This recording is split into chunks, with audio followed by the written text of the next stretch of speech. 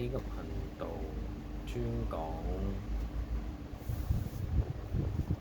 印光大師所講嘅正道法。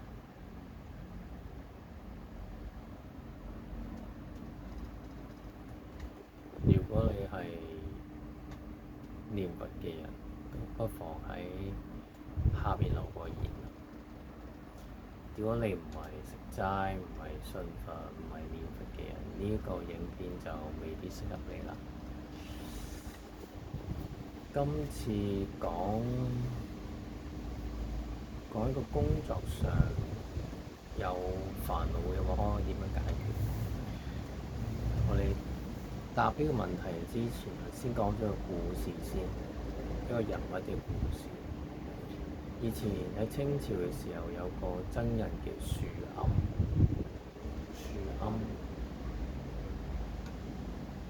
佢知道有一次佢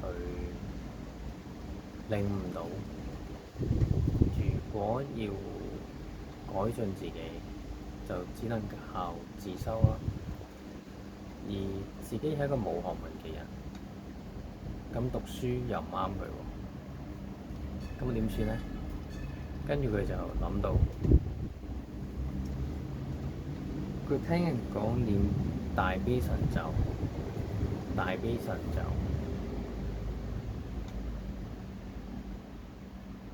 小嘅就開智慧啦，大嘅就正道。所以佢就閉關3年，3年裏頭唔同人講嘢，淨係念神咒。後尾得到他心通，得到神通。好，我哋解答呢一個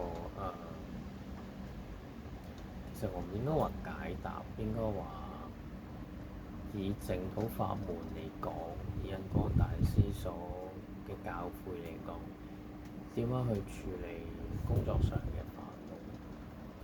第一，要知道今世所得係前世所種。如果今世有冤家對頭，係因為前世同人結咗冤、結咗怨孽，所以佢今世嚟揾你啦。咁你欠人哋嘅，人哋就攞返。調返轉都一樣，人哋欠你嘅，你就問佢攞返。所以如果要解除各種嘅業、各種嘅繫縛，咁就接受佢，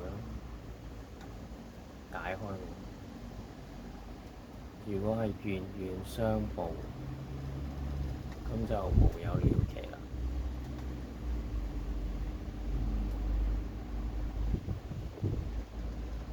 咁如果真係好煩，咁又如何？喺印光大師話，其實一切最簡單嘅方法就係念佛，念觀音大士。有1分恭敬，得1分利益；有10分恭敬，得10分利益。好似樹庵大師個故事所講，要睇下你有冇誠心。如果誠心念，業就消除，善根就增長。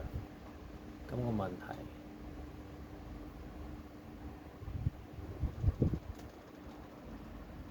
就會畀你自己消滅。所以今次所講嘅煩惱，呢個工作上嘅煩惱，都可以透過念佛、念觀音去消除。如此類推，其他問題都大同小異。